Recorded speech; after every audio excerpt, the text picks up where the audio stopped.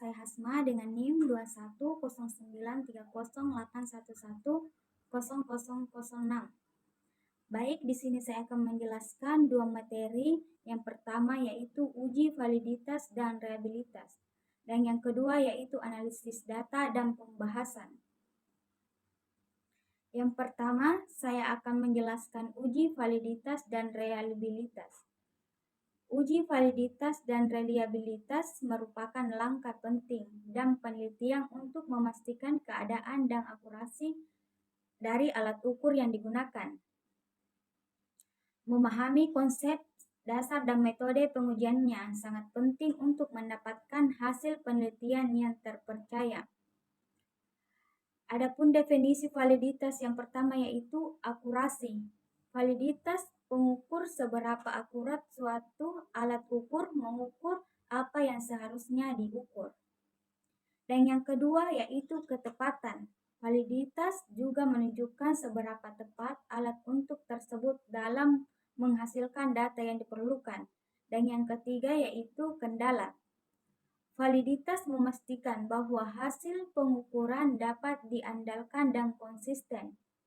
Adapun jenis-jenis validitas. Yang pertama yaitu validitas isi, yang kedua yaitu validitas kriteria, dan yang ketiga yaitu validitas konstruktur. Adapun definisi variabilitas, yang pertama yaitu konsistensi. Reliabilitas mengukur seberapa konsisten hasil pengukuran dari waktu ke waktu.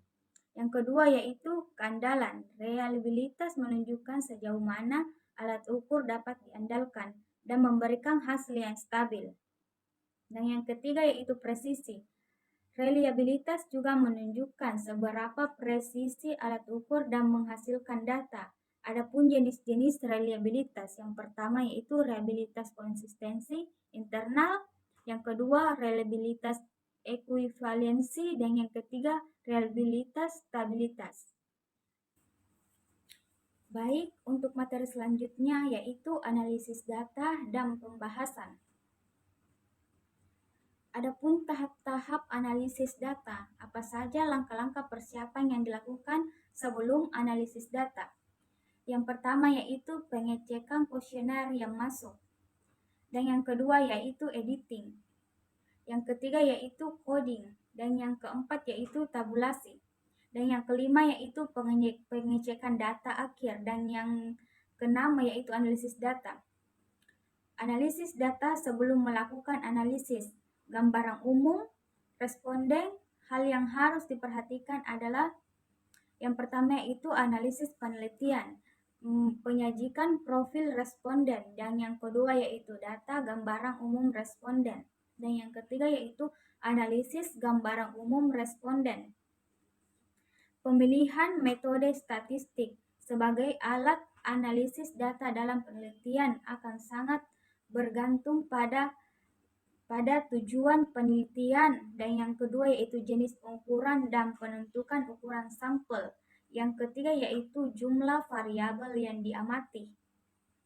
Penggunaan statistik berdasarkan tujuan dibagi menjadi dua, yaitu yang pertama yaitu statistik deskriptif dan yang kedua statistik inferensi.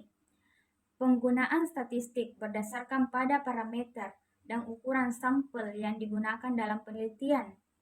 Yang pertama itu statistik parametrik dan yang kedua statistik non-parametrik. Dan yang ketiga berdasarkan jumlah variabel. Yang pertama itu analisis univariat, yang kedua analisis multivariat. Analisis data menggunakan komputer memiliki kelebihan yang pertama yaitu jumlah input yang besar, yang kedua yaitu proyek yang repetitif, dan yang ketiga diperlukan kecepatan yang tinggi. Dan yang keempat diperlukan ketepatan yang tinggi. Dan yang kelima pengelolaan hal-hal yang kompleks. Pembahasan dan hasil penelitian.